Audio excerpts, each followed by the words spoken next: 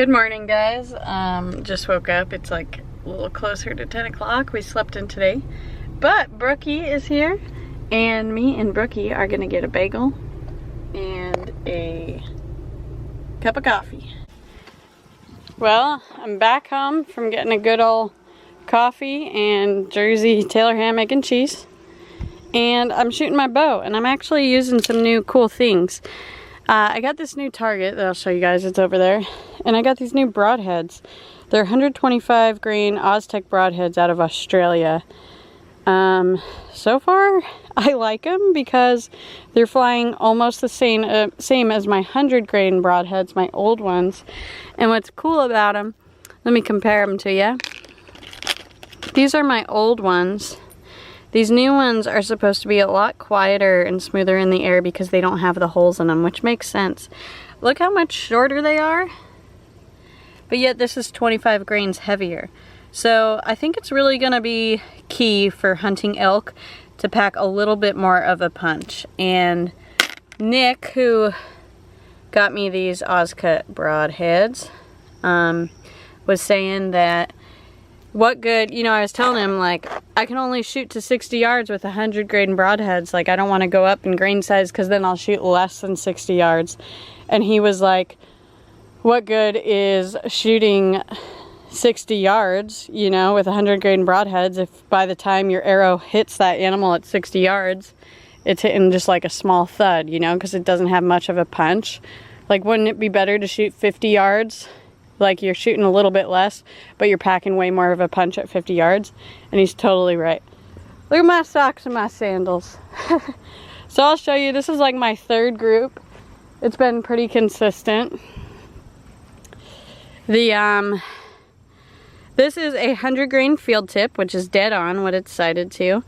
This is the 100 grain Montech, which it's also pretty much sighted to.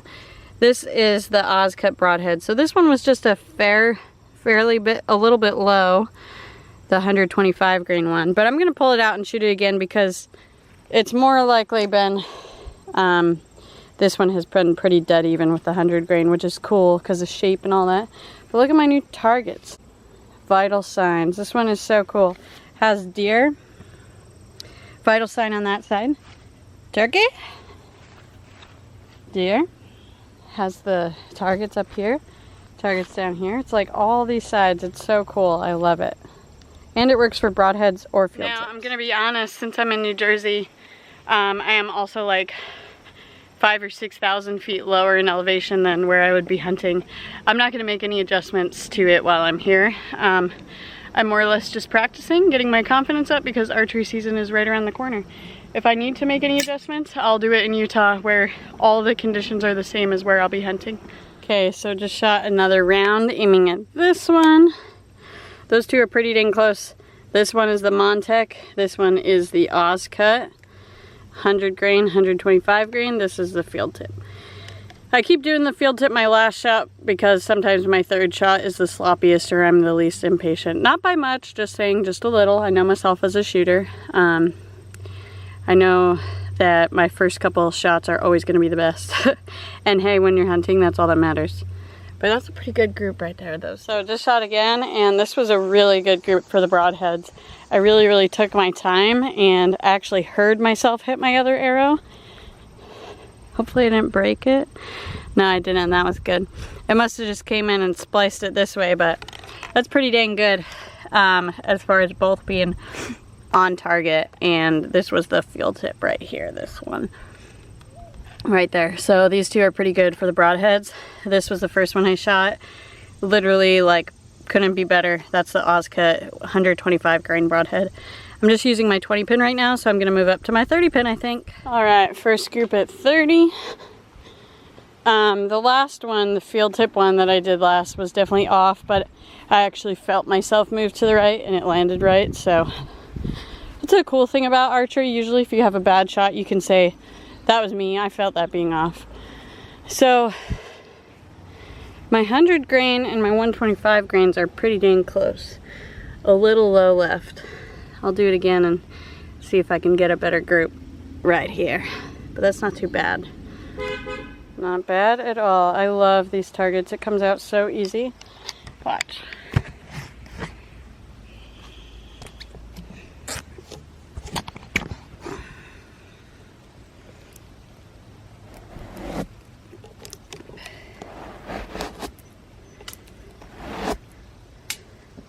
So easy. Alright, so I just did one more arrow. Probably gonna call it good for right now because my muscles are tightening up. This one was a little right of what I was aiming for, but that's okay. Up and down was perfect. So gonna take that out.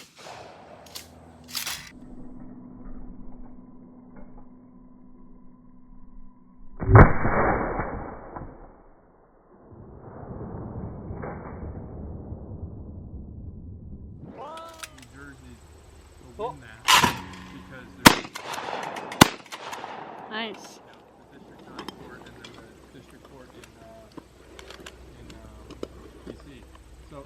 Hi guys, we just got done shooting skeet with some of my friends, and Eric and I are gonna go to one of my favorite restaurants. It's called the Chatterbox. It's in Sussex County, New Jersey, and I grew up going here since I was a little tiny kid, getting the kids' meals, and they put them in this little cardboard car. And when you're a kid, it's super fun, and you love going here. And they have different nights of the week. In the summer, they have a whole bunch of different vehicles and stuff outside. Thursday is bike night, so you can come on Thursdays and eat dinner and see all the bikes. I'm not sure what Friday is. Tonight is like classic car night, like old American muscle cars. So there's a lot of really cool cars here. It's gonna be really fun for Eric and I to walk around. You excited? Yeah, we're still kids. We're just big kids. So I want the car box. He wants the, now that was the first time he heard about the car box. It's pretty fun when you're a kid. I remember, like, it's good marketing because I remember being a kid and wanting to come here so I could eat my chicken fingers out of a car box. So it'll be fun. And then we're going to the fair. Their famous chicken fritters. Some honey mustard. I got a sandwich. Let's see.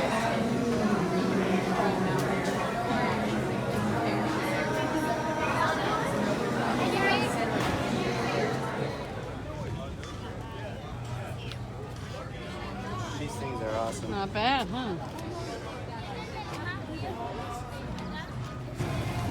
Stingray. This is my kind of vehicle right here. If you guys know me in the past couple of years, I'm a huge Jeep fan. Remember to the Chatterbox, right? Yes. And you like it? Oh, it has a little What's your tailgate favorite hitch. thing? Oh, the... Well, we took all the stuff out. Maybe we could get the... Yep. We just saw all the cars and we're walking out of here going to the fair.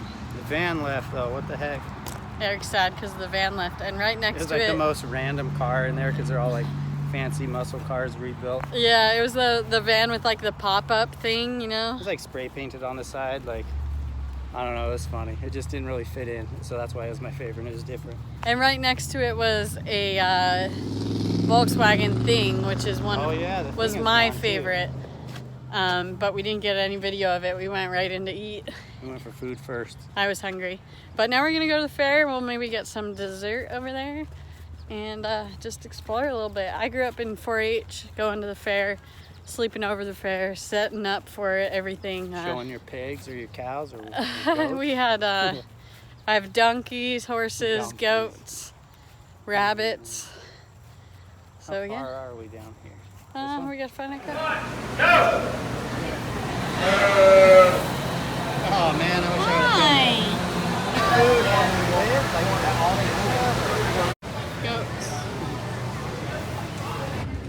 This bear's from my hometown. Stillwater, New Jersey. He's pretty, huh? Hey guys, I'm at one of my old hangout spots. Not a lot of people really know about it. It's an old abandoned ice factory from 1812, and this area was always really farmy since like the 1600s. Honestly, it's a really old area where I grew up. Lots of farming, and this ice factory was responsible for bringing ice to all the farms in this really large area of New York and New Jersey. So because of that, it was like this family actually became very rich because of it back in the day. It's a pretty cool story. And they passed the farm on for generations until there was really no business left in the ice anymore because of refrigerators and all that. And this part got abandoned. The rest of the area is like a historic monument or whatever. But it's pretty cool. When I was in high school, I found out about this place and literally nobody knew about it. So there were some trucks at the trailhead, so could be for anything, fishing or kayaking, but it's a pretty cool place off the beaten path. How cool is that?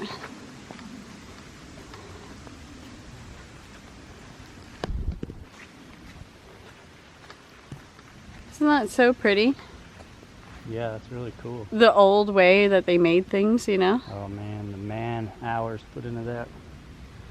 Crazy. They would just stack stone on top of each other, you know? So cool. So this thing's over 200 years old. And when I was looking it up online, there's not a lot of information, but it said it was built out of limestone, sandstone, and gneiss, which is a metamorphic rock. Limestone, sandstone are sedimentary.